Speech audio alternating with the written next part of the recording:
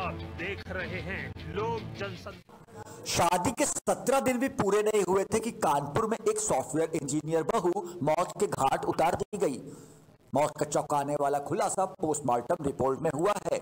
इससे पहले शुक्रवार को ससुराल वालों ने बहू की बाथरूम में पैर फिसलने से मौत होने की सूचना दी थी, लेकिन रविवार को जब पोस्टमार्टम रिपोर्ट आई तो सभी के होश फाख्ता हो गए। रिपोर्ट के अनुसार इंजीनियर बहू की नाक और गला दबाकर हत्या करने का खुलासा हुआ है। बीते 8 दिसंबर को सॉफ्टवेयर इंजीनियर आरजू गुप्ता की शादी कानपुर के केशव नगर के एक अपार्टमेंट में इंजीनियर अमनदीप गुप्ता से हुई थी। जानकारी के अनुसार दोनों पति पत्नी एक ही कंपनी में काम करते थे। 25 दिसंबर को ससुराल में जब सभी लोग थे तब बहू आरजू गुप्ता संदिग्ध परिस्थिति में बाथरूम में गिरी मिली थी। सबसे पहले घर की नौकरानी ने आरजू को फर्श पर लेटा दे चीख पुकार मचाई थी। इसके बाद ससुराली जनों ने आनंद फानन में आरजू को शहर के मधुलोक हॉस्पिटल ले गए, जहां डॉक्टरों ने जवाब दे दिया। परिजन कार्डियोलॉजी और रिजेंसी भी ले गए। सभी जगह आरजू गुप्ता को डॉक्टर्स ने मृत घोषित कर दिया। परिवार ने करीब सुबह 11 बजे आरजू के घर वालों को घटना की जानकारी दी थी। इसके बाद मायके वाले शहडोल से आ गए।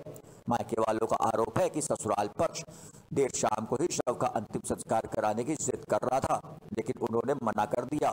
आपको बता दें कि आरजू गुप्ता एक इंटरलॉकिंग कारोबारी की बेटी थी। पोस्टमार्टम में हत्या का खुलासा होने के बाद लड़की के पिता का कहना है कि अगर कुछ चाहिए था तो मांगना चाहिए था, मेरी बेटी को मार क्यों दिया। मेरी दीदी का नाम है आरजू कटारे। दीदी की शादी हुई है 8 तारीख को, विदाई हुई है 10 तारीख को।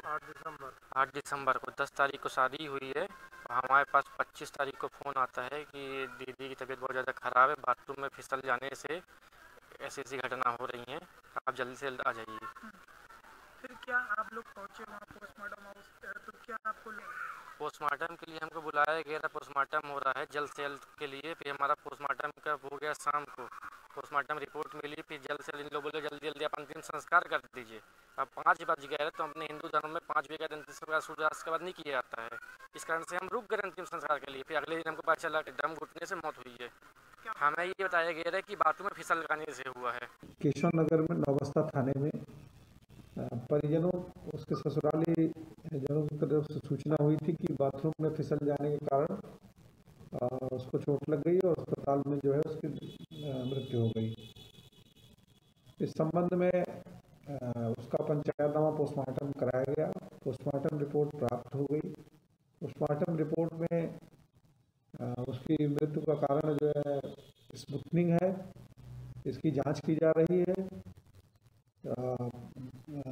दोनों पक्ष जो है ससुराली जन और उसके परिवार, मृतका के परिवार के लोग भी आ गए हैं।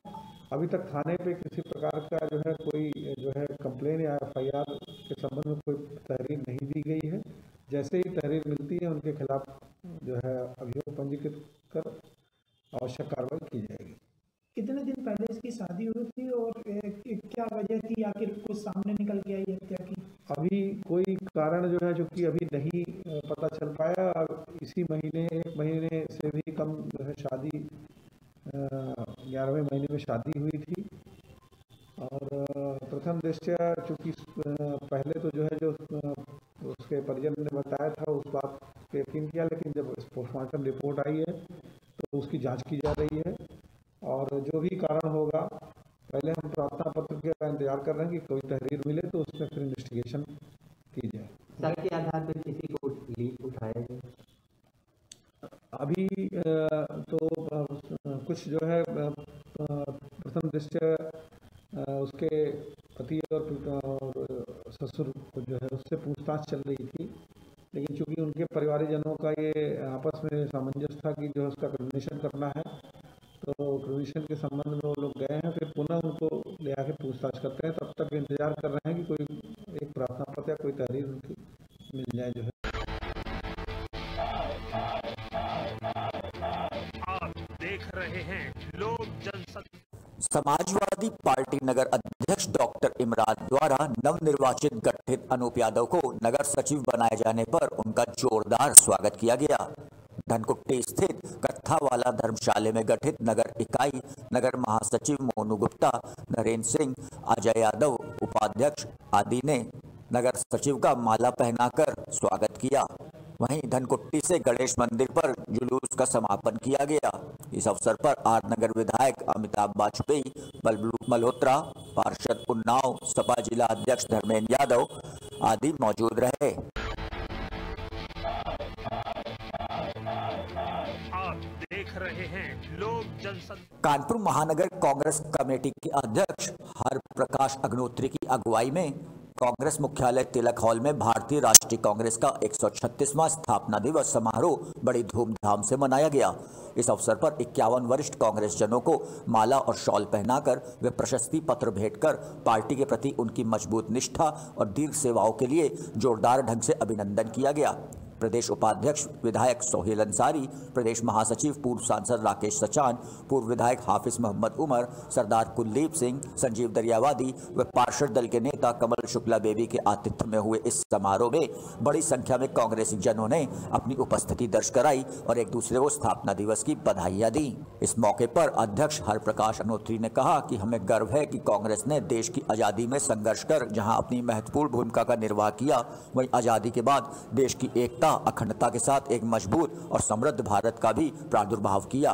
कार्यक्रम में इकबाल अहमद, अशोक धानविक, के तिवारी, नौशाद आलम मंसूरी, राजीव त्रिवेदी, सैमुअल लकी सिंह, करिश्मा ठाकुर आदि मौजूद रहे।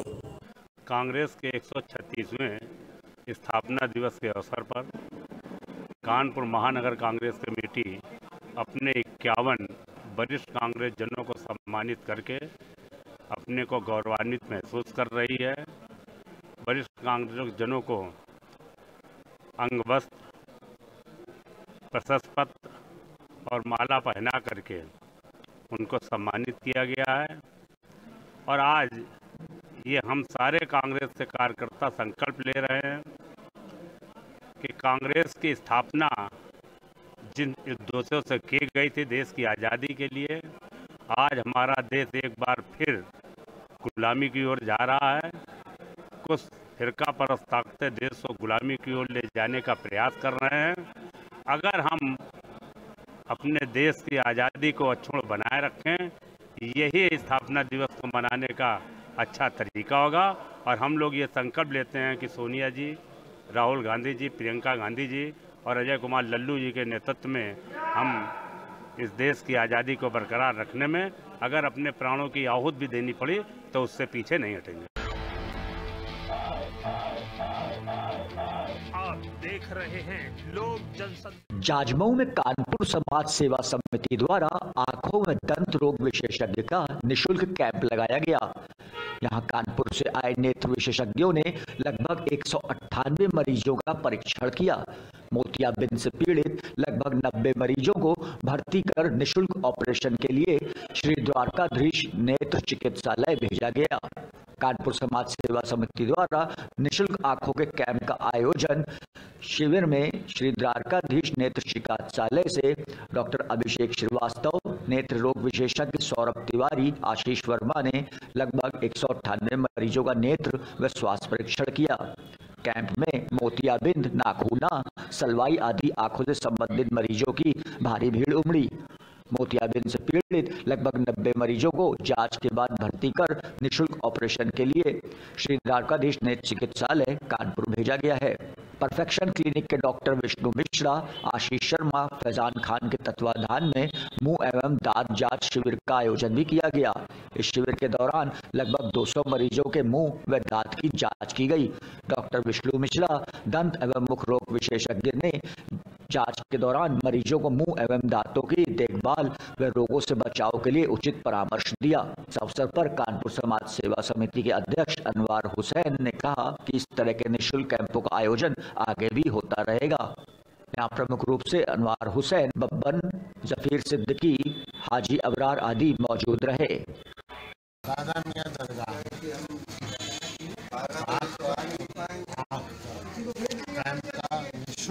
आयोजन कानपुर समाज सेवा इसका आयोजन किया था,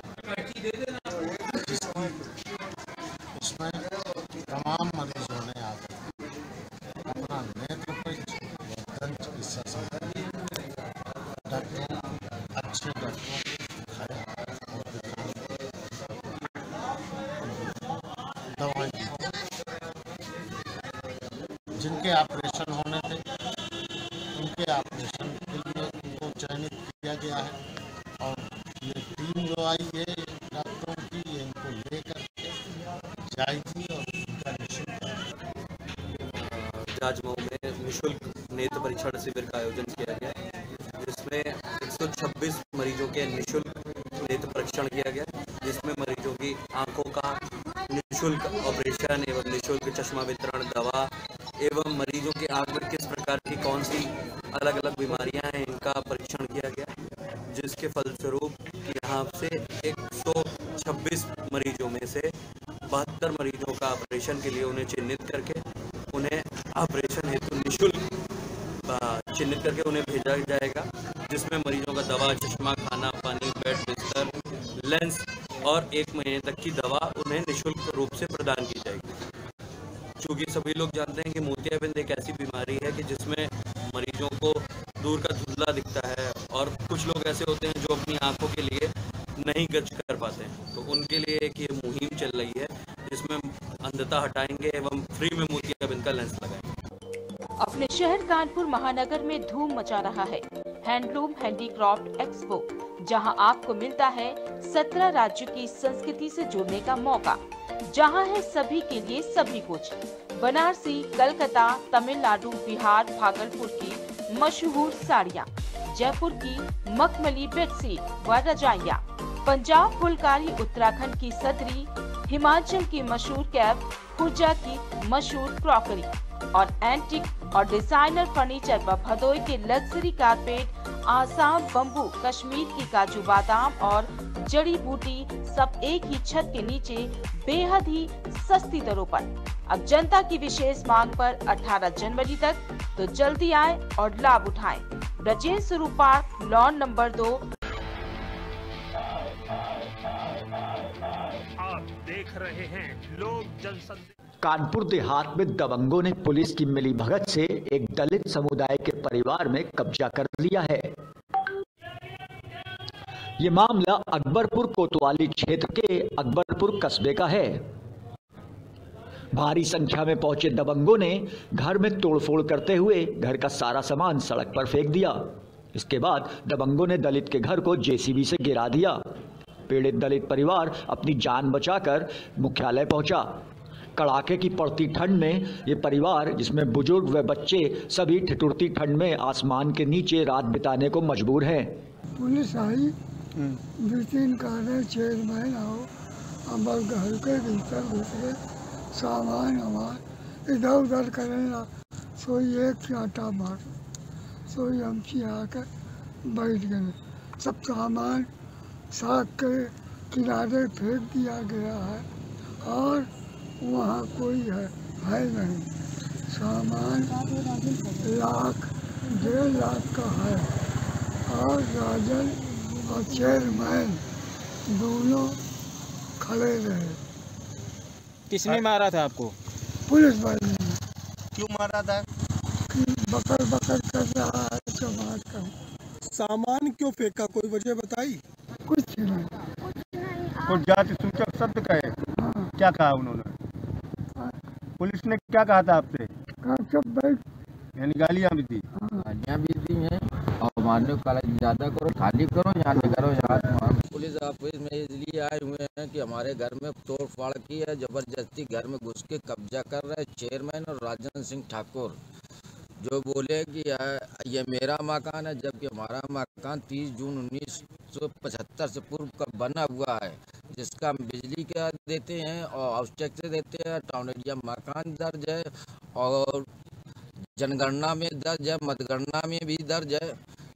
सब कुछ होते हुए भी प्रशासन कुछ भी नहीं देखता और जबरदस्ती इन लोगों को लेकर पुलिस को खाली करवा दिया। मेरे सामान सब बाहर फेंक दिया। हम न खाना खा सकते हैं, न पीना, न लेट्रिन, कहीं नहीं।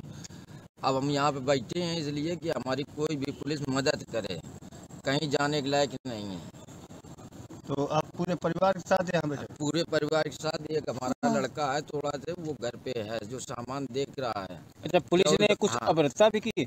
पुलिस ने पिताजी को मारा, मार के चुपचाप की चुप बैठो बड्डे और मार सही कर देंगे।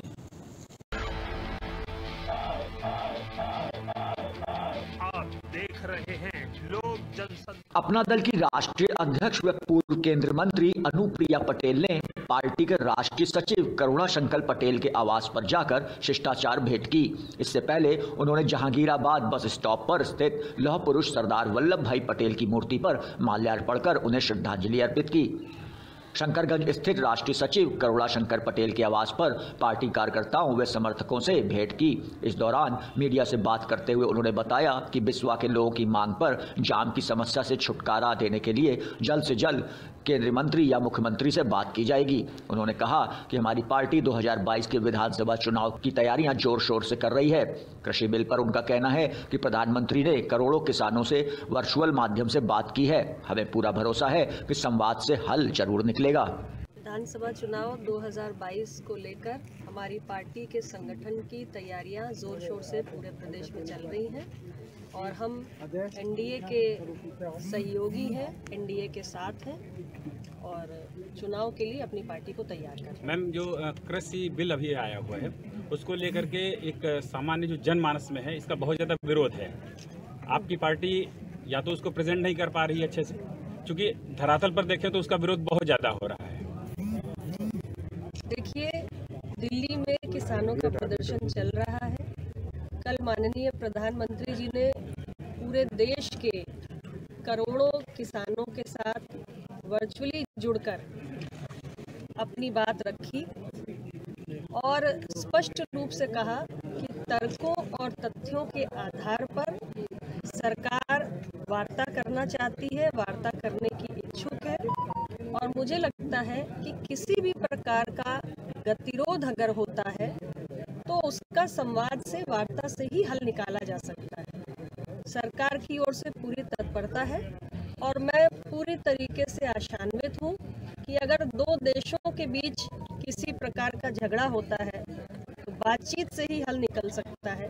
तो उसी प्रकार हमारे किसान भाइयों की जो समस्याएं हैं उनका हल भी वार्ता से ही निकलेगा और सरकार वार्ता के लिए तैयार है। देखिए, मैंने देखा नहीं है, एक सज्जन ने मुझे बताया कि किसी ओवरब्रिज की समस्या है और मैंने आपसे कहा है, हमारे माननीय करुणा शंकर पटेल जी जिनके आवास पे मैं आई हुई हूँ, उनसे मैंने कहा है कि आप आवेदन प्राप्त कर लें और मैं उसके लिए माननीय मुख्यमंत्री जी को या हमारे किसी केंद्रीय मंत्री को यदि पत्र लिखने की आवश्यकता है तो मैं लिखूंगा। आप देख रहे हैं लोक जनशक्ति। ग्रामीणों की शिकायत पर डीएम ने कोटेदार की जांच करवाई है। सीतापुर के विकासखंड परसेंडी के अंतर्गत रिखौना गांव के ग्रामीणों ने कोटेदार के खिलाफ डीएम से शिकायत की थी। जिलाधिकारी से पत्र के माध्यम से घटतौली और अवैध वसूली के संबंध में कोटेदार पर गंभीर आरोप लगाए गए थे। यही नहीं, घटतौली व अवैध वसूली का विरोध करने पर कोटेदार प्रतिनिधि पर गाली गलौज का आरोप भी लगा था।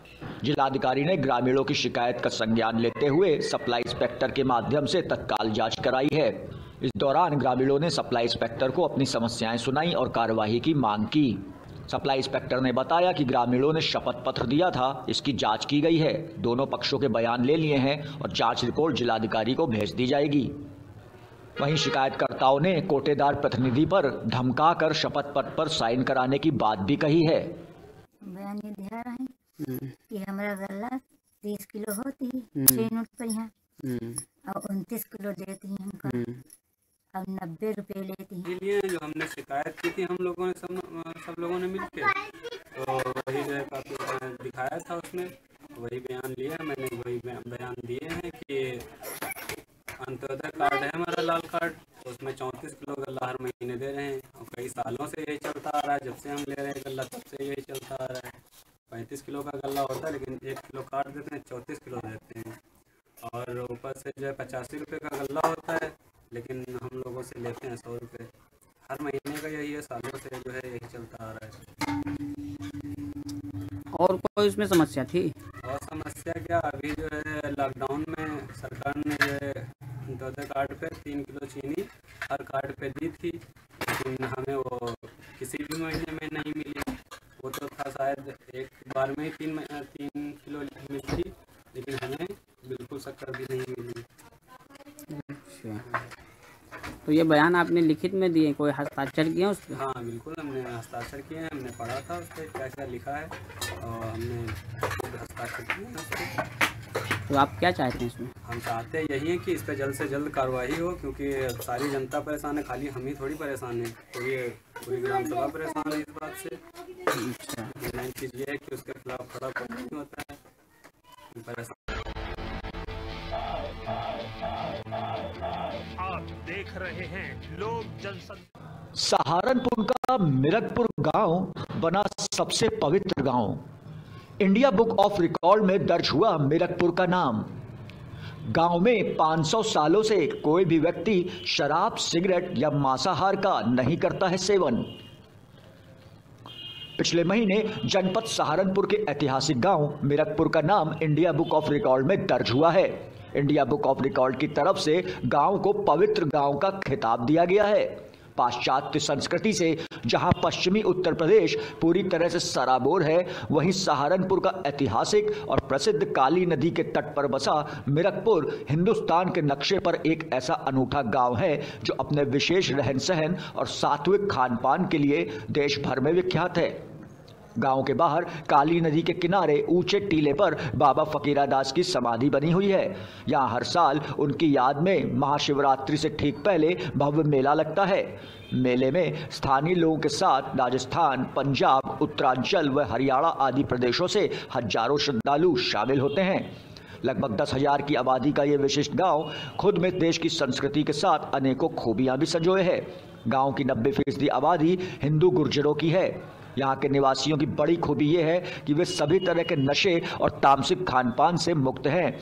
कोई भी व्यक्ति भोजन में मांस, प्याज, लहसुन तक का प्रयोग नहीं करता है।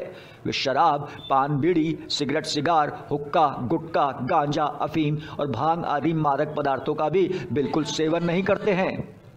पूर्व प्रधान चौधरी सफूरा सिंह के मुताबिक जहांगीर के शासनकाल में गांव के लोग जब मुस्लिम आतताइयों के अत्याचार से बुरी तरह से त्रस्त थे, तब उनके गांव में पंजाब के संगरूर जिले के घरांचो इलाके से घूमते फिरते सिद्ध पुरुष बाबा फकीरा दास पहुंचे, जिनका गांव में एक पखवाड़े का प्रवास रहा। उन्होंने अपने चमत्कारिक व्यक्तित्व से ग्रामीणों को अभिभूत कर दिया और उन्हें उपदेश दिया कि यदि इस गाँव के लोग नशा और दूसरे तामसिक व्यंजनों का पूरी तरह से परित्याग करते हैं तो यह गांव सुखी और समृद्धशाली बन जाएगा। यहाँ के लोग इस परंपरा का पालन 17वीं शताब्दी से लगातार करते चले आ रहे हैं। देखिए, लगभग 2 से 2.5 वर्ष पहले हमारे बुजुर्गों की, बड़ों की इच्छा रही कि भाई आपका जो ये गांव है लगभग 500 वर्षों से जो तामसिक चीज़ें छोड़े हुए हैं और इतने गुणों को अपने अंदर समाये हुए है कि इसको आप एक अलग पहचान दिलाएं। तो उस जब पहचान में युवा बुजुर्गों का हमें आशीर्वाद मिला, युवाओं का साथ मिला, संपूर्ण गांव ने हमें सपोर्ट किया और पूरे के पूरे गांव में हमने प्रयास करना शुरू किया। तो माननीय एसडीएम साहिब थी रितु पुनिया जी उस टाइम, उनसे हमने पूर्ण शाकाहारी गांव के लिए प्रमाण पत्र प्राप्त करने की कोशिश की, एप्लीकेशन दी उनको। तो उन्होंने वो प्रक्रिया 2 चरणों में उन्होंने कराई। एसडीएम साहब ने तहसीलदार के माध्यम से और थाने के दोनों स्तरों से गांव पूर्ण रूपेण शाकाहारी पाया गया, तब उन्होंने प्रमाण पत्र दिया। उसके बाद हमने दूसरे क्षेत्र में और कार्य करना शुरू किया कि हम अपने गांव को, अपने सिद्धकुटी मंदिर को एक पर्यटक स्थल के रूप में विकसित कराएं। तो उसी परिप्रेक्ष्य में हमारे माननीय नगर विधायक श्रीमान संजय गर्ग जी ने हमें सीडीओ जो थी उस समय उनके लिए एक लेटर दिया, ऐसे विधायक ब्रजेश सिंह ने दिया और जो उस समय के गंगो विधायक थे प्रदीप जी, उन्होंने भी दिया। और लगातार हम प्रयास करते रहे। विधायक जी संजय गर्ग ने 301 नियम के तहत पर्यटक स्थल विकसित किया जाए, वो विधानसभा में भी मांग उठाई। उसके बाद जो 2 से 4 अक्टूबर 2019 में विधानसभा सत्र चला था, जो हमारे वर्तमान देवबंद विधायक ब्रजेश सिंह, उन्होंने विधानसभा में फिर वो पर्यटक स्थल के रूप में सिद्धकुटी मंदिर को विकसित करने की मांग की। इसी परिप्रेक्ष्य में हमारा इधर पर्यटन स्थल के रूप में विकसित करने का कार्य चल रहा था और इधर हम अपने सर्टिफिकेशन लेने का कार्य कर रहे थे।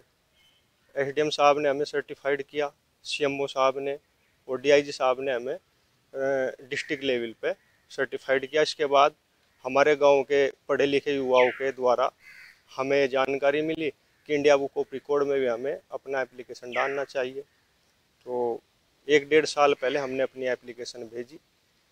बार बार विभिन्न स्तरों पर वो जांच करते रहे, जो उनकी मांगे थी, जो डिमांड होती रही, वो डॉक्यूमेंट्स हम उन्हें भेजते रहे और फाइनली अक्टूबर 16, 2020 को उन्होंने हमें एक वर्चुअस विलेज यानी पवित्र गांव के टाइटल के साथ, और उसमें उन्होंने 2 चीज़ें और मेंशन की, क्योंकि उसके लिए हमने डॉक्यूमेंट भेजे थे काफ़ी। उन्होंने कहा कि 10,000 आबादी का गांव है और लगभग 500 वर्षों से इन तामसिक चीज़ों को छोड़े हुए हैं। तो ये अपने आप में एक बहुत बड़ी उपलब्धि है, क्योंकि हो सकते हैं 50,000 आदमी है 2 दिन के लिए छोड़ दें। ऐसा भी हो सकता है कि कोई 10 आदमी है, उनकी पीढ़ी 1000 वर्षों से लगातार चले आ रहे हैं, नहीं खा रहे। लेकिन दोनों चीज़ें बड़ी दुर्लभ है कि 500 वर्षों से 10,000 आबादी का एक समूह है जो छोड़े हुए हैं। तो 16 अक्टूबर 2020 को हमें प्रमाण पत्र मिला। उसके बाद अब हम अपने बुजुर्गों के मार्गदर्शन में आप देख रहे हैं लोक जनशक्ति। जालौन से एक बार फिर दरिंदगी की घटना सामने आई है। एक 54 वर्षीय वहशी दरिंदे ने 5 वर्षीय मासूम को अपनी हवस का शिकार बना डाला। ये शर्मसार कर देने वाली घटना जनपद जालौन के माधवगढ़ कोतवाली क्षेत्र से सामने आई है, जहां दरिंदगी की सारी हदें पार कर एक 54 वर्षीय अधेड़ व्यक्ति ने अपनी ही नातिन की उम्र की 5 वर्षीय मासूम बच्ची को मोहल्ले में स्थित मंदिर परिसर में दुष्कर्म जैसी घिनौनी वारदात को अंजाम दे दिया। मासूम बच्ची के रोने और चीखने की आवाजों पर परिजनों सहित आसपास के लोग इकट्ठे हो गए। जब बच्ची ने परिजनों को घटना के बारे में बताया तो माँ बाप के पैरों तले जमीन खिसक गई। आनन फानन में परिजनों ने पुलिस को घटना की सूचना दी और बच्ची को अस्पताल ले गए।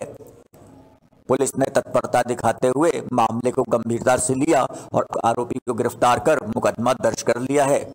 माधवगढ़ थाना क्षेत्र के एक गांव में दुष्कर्म की घटना प्रकाश में आई थी, जिसमें सुसंगत धाराओं में अभियोग पंजीकृत करके और अभियुक्त को गिरफ्तार कर लिया गया है। अन्य कार्रवाई की जा रही है। आप देख रहे हैं लोक जनशक्ति। सुरक्षा आपकी संकल्प हमारा का नारा देने वाली यूपी पुलिस का बर्बर चेहरा जालौन में देखने को मिला है। उरई कोतवाली क्षेत्र के बघौरा में एक महिला ने पुलिस कर्मियों पर घर में घुसकर मारपीट करने का आरोप लगाया है। महिला का कहना है कि 1 दर्जन पुलिसकर्मी घर में अचानक घुस आए और परिवार के सभी लोगों सहित बच्चों के साथ भी मारपीट की। पीड़ित महिला ने बताया कि उसके परिवार का विवाद एक सिपाही से हुआ था। इस विवाद के बाद सिपाही पुलिसकर्मियों संग घर में घुसा और मारपीट की। बता दें कि महिला ने कहा कि कार सवार परिवार ने गाड़ी निकालने के लिए अंडे वाले से ठेले को साइड हटाने को कहा था। इसी ठेले पर बिना वर्दी के एक पुलिस का सिपाही भी अंडा खा रहा था। ठेला हटाने को लेकर कार सवार लोगों का अंडे वाले से विवाद हो गया था। इस पर सिपाही ने अंडे वाले की तरफ से उन लोगों के साथ झगड़ा किया था। सिपाही कार सवार लोगों से उलझ गया और हाथापाई पर उतर आया। हाथापाई को देखकर कार में सवार महिलाएं भी बीच बचाव करने लगी। इसी दौरान सिपाही ने एक महिला के साथ अभद्रता कर दी। यह देख परिवार के लोगों ने सिपाही की पिटाई कर दी थी। महिला ने आरोप लगाया कि पिटाई से नाराज सिपाही कोतवाली के 1 दर्जन पुलिसकर्मियों के साथ उनके घर जा पहुंचा और बर्बरता की सारी हदें पार कर दी। पुलिसकर्मियों ने पूरे परिवार के साथ घर में घुसकर मारपीट शुरू कर दी। उन्होंने बच्चों, महिलाओं और बुजुर्गों को भी नहीं बख्शा। परिवार के पुरुषों के अलावा महिलाओं को भी पकड़कर कोतवाली ले जाया गया। इतना ही नहीं, पुलिस ने 5 महिलाओं समेत 11 लोगों के ऊपर गंभीर धाराओं में मुकदमा दर्ज कर 5 लोग को जेल भी भेज दिया है। मामले का पता जब स्थानीय विधायक को लगा तो वो परिवार के समर्थन में उतर आए। बीजेपी विधायक गौरी शंकर वर्मा परिवार से मिलने पहुंचे। विधायक ने बताया कि पुलिस ने परिवार के साथ बहुत बर्बरता की है। पुलिस की एक पक्षीय कार्रवाई ठीक नहीं है। वहीं सीओ सदर संतोष कुमार ने कहा कि कुछ लोगों ने पुलिसकर्मी के साथ मारपीट की थी, जिसको लेकर पुलिस ने मुकदमा दर्ज किया है। पूरे मामले की निष्पक्ष जांच की जा रही है। ट्रैक सूट पहने था। उसके बाद क्या घटना घटित? उसके बाद वो आए, मतलब इस तरह से आए, मतलब इस तरीके से आए वो जैसे हम लोगों ने किस बहुत बड़ा क्राइम कर दिया हो। मदर को लिटरली मदर के बाल पकड़े, मौसियों के बाल पकड़े, सबको ऐसी गाड़ियों में ठूस रहे। नानी इतनी मेरी बुजुर्ग है, उनको गालियां दे रहे गंदी गंदी कि तुम लोगों को औकात दिखाएंगे, तुम लोगों को औकात दिखाएंगे, तुम लोग ज़्यादा पैसे वाले हो गए। इसमें पैसे की बात आई नहीं। आप किसी की इंसल्ट करोगे वो तो रिएक्ट करेगा ही ना। रात को पुलिस लेके गई थी? रात को पुलिस लेके गई, पहले मेरे फादर को, मेरे हस्बैंड को और मेरे एक मौसा जी को, मेरी मदर को लेके गए। बकायदा इन लोगों को इन पे हाँ मतलब इनको मारा, डंडों से मारा, थप्पड़ मारे, इनको जबरदस्ती गाड़ी में डाल के लेके गए। थोड़ी देर बाद ये लोग आए, बच्चे बेचारे 3 बच्चे थे छोटे छोटे, इन्होंने डर के मारे अंदर चले गए, डोर क्लोज कर लिया। पुलिस वालों ने इतनी तेज लाते मारी डोर पे कि डोर खुल गया। इसको देखो आप कितनी चोट आई है इस लड़की को, ये फिर इसे भी लात मारी है, इसकी आंखें सूजी है पूरी, नाक भी इसकी फूटी हुई है, नाक से भी खून निकला था। सबको ले गए। मेरे 2 लोग बैठे, उन्हें पता भी नहीं था, वो लोग यहाँ थे भी नहीं, बस उन्हें ये लगा कि पुलिस आई तो वो ऊपर चले गए। उनको ऐसे ऊपर से डंडे मार मार के नीचे लाए, खटीच के नाले में गिराया। हाँ बहुत मारा, सबको मारा, एक एक करके एक रूम में ले जाके मारा। लोग गए थे, हम लोगों को बात नहीं करनी थी, भगा दिया आप लोगों को। हम लोग बात करना चाह रहे थे आपसे, लेकिन आपसे बात नहीं की, आपको भगा दिया आप लोगों को। इन लोगों ने बाकायदा औरतों के साथ भी मिसबिहेव किया है, जेंट्स के साथ भी मिसबिहेव किया है, सबके साथ मिसबिहेव किया है। एक छोटी सी बच्चे को भी नहीं छोड़ा। मैंने कहा मैम इसे यहाँ लिटा दूं, नहीं तूने जब किया तो तेरी बेटी भी भुगतेगी, इसको भी यही जमीन पर लिटा। क्या चाहती है? न्याय चाहते हैं। हाँ, उन्होंने गेट पे लात मारी थी, पे लात मार दी थी, मेरे नाक से निकलने लगा। और बेटा उसके बाद फिर आपको ले गए थे कि आपको छोड़ गए थे? मम्मी को ले जा रहा है। मोहल्ला बघौरा पुलिस लाइन के सामने कोई घटना घटी है और पुलिस इस घटना को लेकर के मोहल्ले के साथ और बासदेव पाल के घर पे आके उनके साथ, उनके परिवार के साथ, उनकी बेटियों के साथ, उनके बहुओं के साथ पुलिस ने बर्बरता के साथ व्यवहार किया है। मैं उसी को जानकारी को करने के लिए उनके आवास पे इस समय में आया हूं। मैं इस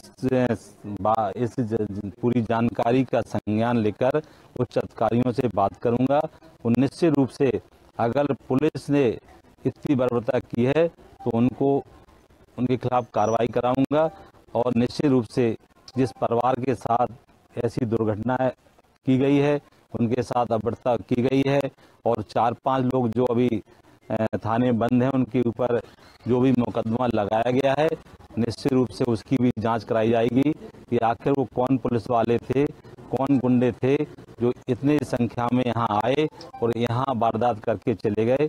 ये कल शाम को कोतवाली क्षेत्र में कुछ पुलिस कर्मियों द्वारा मोहल्ले कुछ लोगों द्वारा विवाद किया गया था, जिसमें तहरीर के आधार पर मुकदमा कायम कर लिया गया है। 5 लोगों को जेल भेजा गया है। इसमें निष्पक्ष विवेचना करके जो निष्पक्ष कार्रवाई करेंगे, जो भी होगा उसका परिणाम उसके आधार पर आगे कार्रवाई करेंगे।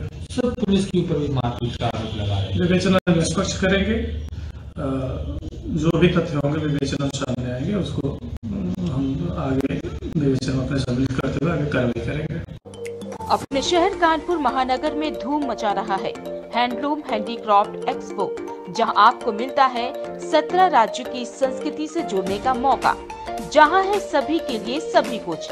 बनारसी, कलकत्ता, तमिलनाडु, बिहार, भागलपुर की मशहूर साड़ियाँ, जयपुर की मखमली बेडशीट व रजाइयाँ, पंजाब फुलकारी, उत्तराखंड की सदरी, हिमाचल की मशहूर कैप, खुर्जा की मशहूर क्रॉकरी और एंटिक और डिजाइनर फर्नीचर व भदोई के luxury carpet, Assam bamboo, Kashmir की काजू बादाम और जड़ी बूटी सब एक ही छत के नीचे बेहद ही सस्ती दरों पर। अब जनता की विशेष मांग पर 18 जनवरी तक तो जल्दी आए और लाभ उठाएं। ब्रजेश स्वरूप पार्क, लॉन नंबर 2। आप देख रहे हैं लोक जनसंदेश। ऑल इंडिया पयाम इंसानियत फोरम लखनऊ यूनिट ने लखनऊ जिला कारागार में कंबल वितरण का कार्यक्रम किया। इस दौरान यूनिट द्वारा जिला जेल के अधिकारियों Ashish Tiwari, senior jail superintendent doctor Sharad Kulshreshtha, additional IG jail के साथ R K. Chaturvedi, IG police recruitment and promotional board का सम्मान भी किया गया। इन लोगों को संस्था की तरफ से मोमेंटो प्रदान किया गया। इस मौके पर संस्था का धन्यवाद करते हुए डॉक्टर शरद ने कहा कि हमें संस्था के कामों से हमेशा अच्छे काम करने की प्रेरणा मिलती है। साथ ही उन्होंने लोगों से कहा है कि आप सबको भी यही सीख लेना चाहिए कि हालात जैसे भी हों, ये देश अपना है, यहाँ के लोग अपने हैं और हमें अपने हर देशवासी की खिदमत और सहयोग करना चाहिए। इस दौरान संस्था के कोऑर्डिनेटर शफीक चौधरी ने सभी लोगों का शुक्रिया अदा किया। आप देख रहे हैं लोक जनशक्ति। बहुजन समाज पार्टी के मुरादाबाद जिला अध्यक्ष बनाए जाने पर कार्यकर्ताओं ने वेद प्रकाश का जोरदार स्वागत किया।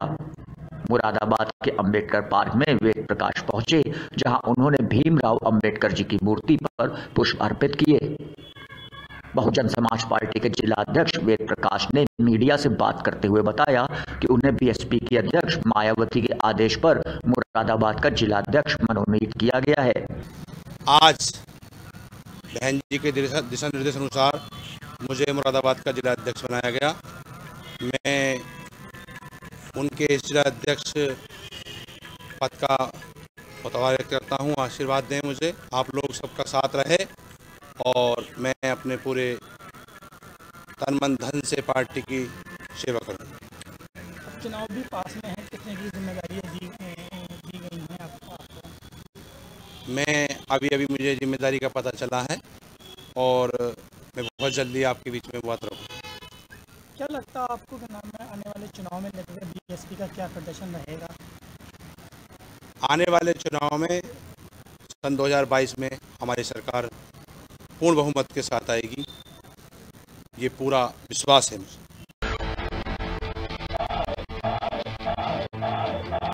आप देख रहे हैं लोक जनशक्ति।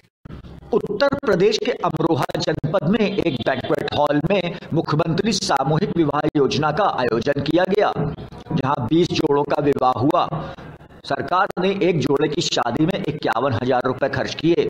बता दें कि अमरोहा नगर कोतवाली क्षेत्र के अंतर्गत आने वाले एक बैंक्वेट हॉल में मुख्यमंत्री सामूहिक विवाह योजना के अंतर्गत अमरोहा जनपद की सभी नगर पालिका क्षेत्रों के 20 हिंदू मुस्लिम जोड़ों का सामूहिक विवाह कराया गया, जिसके लिए सरकारी तौर पर खर्च की जाने वाली 51,000 की राशि एक जोड़े पर खर्च की गई। इस बारे में अमरोहा नगर पालिका अध्यक्ष शशि जैन ने बताया कि सामूहिक विवाह योजना में सरकारी तौर पर 51,000 रुपए खर्च होते हैं, जिसमें 35,000 का चेक मिलता है। बाकी रुपयों को उपहार और दावत में खर्च किया जाता है। आज मुख्यमंत्री सामूहिक योजना के अंतर्गत 20 जोड़ों की शादी कराई गई है, जिसमें 5 तो पालिका के अंतर्गत है। इसमें ये सरकार की बहुत ही महत्वाकांक्षी योजना है, क्योंकि पहले बेटियों को बोझ समझा जाता था। इस योजना से माता पिता को बहुत राहत मिलती है और सरकार प्रत्येक जोड़े पे 51,000 रुपये खर्च करती है, जिसमें 35,000 का तो चेक दिया जाता है, 10,000 उपहार के लिए और 6,000 खर्चे के लिए। तो मैं समझती हूँ इससे माता पिता को बहुत सहारा मिलता है और माननीय मोदी जी की और योगी जी की सरकार बहुत ही नेक काम कर रही है, जो कि बधाई के पात्र है। आप देख रहे हैं लोक जनशक्ति। फर्रुखाबाद नगर की स्थापना दिवस का 307वां वर्ष हर्षोल्लास के साथ मनाया गया। कोविड-19 गाइडलाइन का पालन करते हुए कार्यक्रम की अध्यक्षता नवाब काजिम हुसैन खान बंगश, अध्यक्ष सोसाइटी ने की। प्रोग्राम के मुख्य अतिथि विजय यादव, सदस्य जिला पंचायत रहे। कार्यक्रम में नवाब मोहम्मद खान बंगश के मकबरे पर सुबह 9 बजे कुरान ख्वानी की गई। वहीं मुख्य अतिथि व सोसाइटी के सदस्यों द्वारा मजार पर चादर पोशी और गुलपोशी की गई। दूसरा प्रोग्राम मुख्य अतिथि की उपस्थिति में 12 बजे दरी थाना मऊ दरवाजा के पीछे संपन्न हुआ, जिसमें आए हुए मेहमानों का स्वागत एवं स्थापना दिवस पर विचार गोष्ठी का आयोजन किया गया। इस दौरान मुख्य अतिथि को सम्मान पत्र भेंट किया गया। विगत वर्ष से शुरू हुआ नवाब मोहम्मद खां बंगश के नाम शान फर्रुखाबाद का सम्मान इस बार निमन को भेंट किया गया। इस दौरान शमशाबाद से आए मुफ्ती जफर कासमी साहब, इतिहासकार साहित्यकार डॉक्टर रामकृष्ण राजपूत, यश भारती व अन्य गणमान्य अतिथियों ने अपने विचार व्यक्त किए।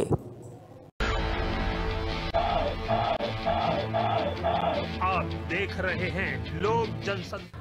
केंद्रीय मंत्री महेंद्र नाथ पांडे अपने पैतृक घर गाजीपुर के पखनपुरा पहुंचे। यहां उन्होंने किसान आंदोलन को लेकर बयान दिया है। महेंद्र पांडे ने कहा कि पीएम मोदी किसानों के लिए पूरी तरह समर्पित है। उन्होंने कहा कि कांग्रेस एक भटकी हुई पार्टी है। विपक्ष किसानों को नए कृषि कानूनों को लेकर गुमराह कर रहा है। महेंद्र पांडे ने नए कृषि कानूनों को किसानों के हित में बताया। उन्होंने कहा कि देश में पहली बार ऐसा आंदोलन हो रहा है जिसमें मसाज और पार्लर चल रहा है। केंद्रीय मंत्री ने पश्चिम बंगाल की राजनीति पर कहा कि बंगाल में बीजेपी कार्यकर्ता हर बलिदान के लिए तैयार है और बंगाल की जनता बीजेपी के स्वागत और समर्थन के लिए पूरी तरह तैयार है। कांग्रेस पार्टी बिल्कुल भटकी हुई पार्टी,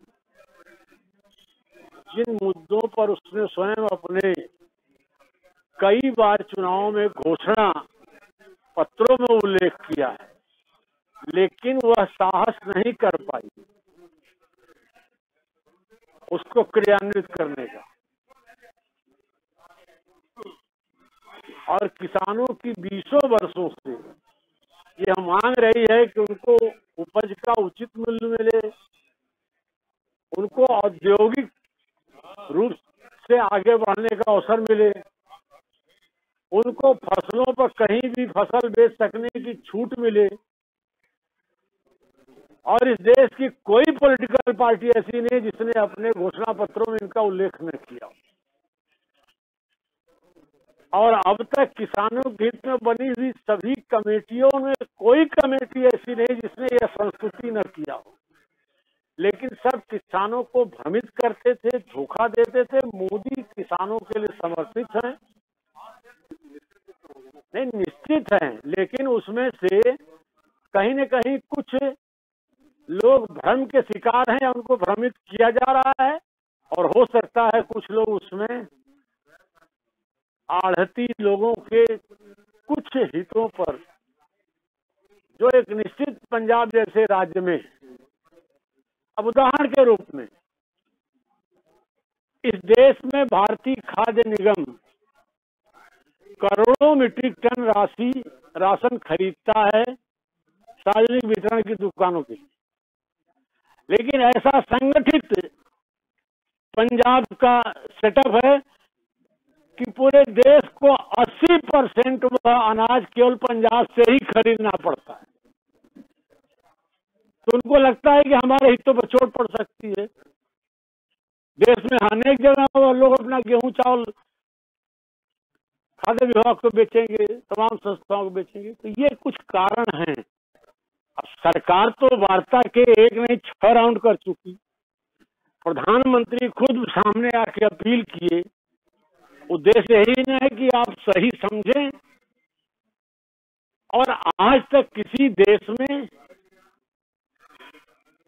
जिद पर कोई विषय का समाधान नहीं होता। सरकार कह रही है कि तर्क और तथ्यों, सरकार कहीं नहीं, सरकार कह रही है तर्क और तथ्यों के साथ आइए, जो संशोधन करना होगा उस पर हम तैयार हैं। लेकिन ये जिद करना कि नहीं तीनों कानून रद्द करिए, तो संसद के इतने बहुमत से पारित कानून के पीछे क्या कोई तर्क नहीं है? क्या कहना चाहिए? बिल्कुल किसानों के हित में है, किसानों के हित में है। और मैं पुनः स्पष्ट कर रहा हूं, आज 1-2 नहीं, जितने दल हैं इस देश के और जितनी किसानों की कमेटियां बनी हैं, सबकी संस्तुतियां हैं कि मंडी के चक्रव्यूह से किसानों को निकाला जाए। किसान विवश है मंडी के परिक्षेत्र में। अब संशोधन की बात आ रही है, सरकार मान रही है 22 संशोधन। सरकार हर उस तर्कपूर्ण बात को मानने को तैयार नहीं है।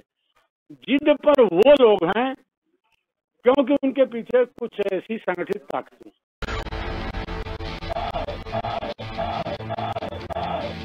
देख रहे हैं लोक जनशक्ति। विकासखंड हैरिंगटनगंज में शिक्षा अधिकारी कार्यालय कंपोजिट विद्यालय पारा विश्रामपुर में विधायक बाबा गोरखनाथ के द्वारा निशुल्क स्वेटर वितरण का आयोजन और प्रेरणा कक्ष स्मार्ट क्लास का उद्घाटन किया गया।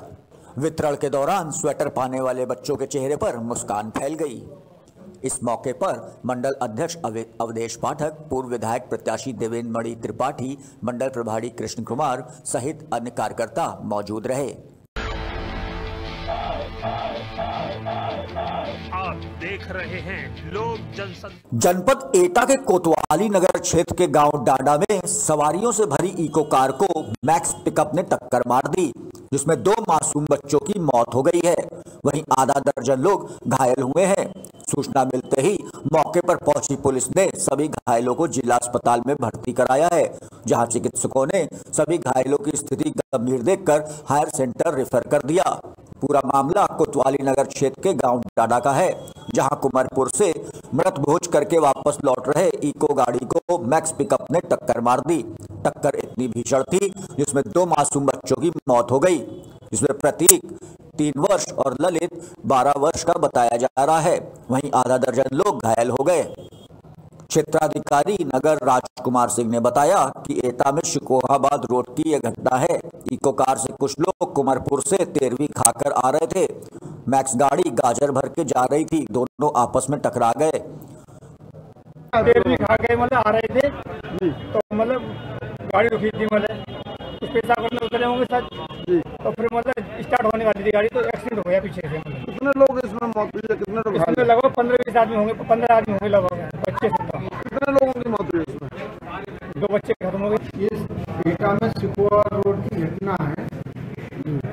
इको स्पोर्ट से कुछ लोग 13वीं लेकर खाकर आ रहे थे घर से, इधर से मैक्स गाजर भर के गाड़ी आ रही थी, दोनों आपस में टकरा गए।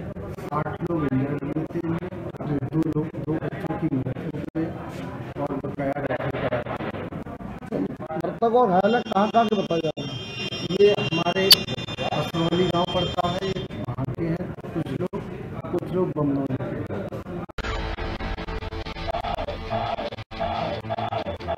आप देख रहे हैं लोक जनशक्ति। शामली जनपद के कांदला में एक गरीब परिवार पर दुखों का पहाड़ टूट पड़ा है।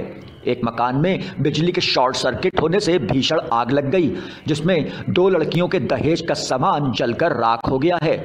1 वर्ष बाद पीड़ित को अपनी दोनों बेटियों की शादी करनी थी, लेकिन घटना के बाद से पीड़ित का पूरा परिवार दुखी है और शासन प्रशासन से मदद की आस में बैठा है। दरअसल घटना कांदला थाना क्षेत्र के मोहल्ला शेख जादगान की है, जहां पर इलियास नाम का युवक रहता है और मेहनत मजदूरी करके अपने परिवार का पालन पोषण करता है। उसने अपनी मेहनती कमाई से 2 बेटियों की शादी के लिए दहेज का सामान इकट्ठा किया था। इलियास को अपनी 2 बेटी शिबा व गुलफसा की शादी करनी थी, लेकिन इलियास की मेहनत पर पानी फिर गया है। घर में रखा लकड़ी का फर्नीचर और दहेज के कपड़े जलकर खाक हो गए हैं। आग इतनी भयंकर थी कि घर में रखा सामान धू-धू कर जलने लगा। आग की लपटों को देखकर आसपास के लोगों में हड़कंप मच गया और आनन फानन में मौके पर पहुंचे, जहां पर लोगों ने आग पर पानी डालकर काबू पाया, लेकिन तब तक दहेज का सारा सामान जलकर खाक हो चुका था।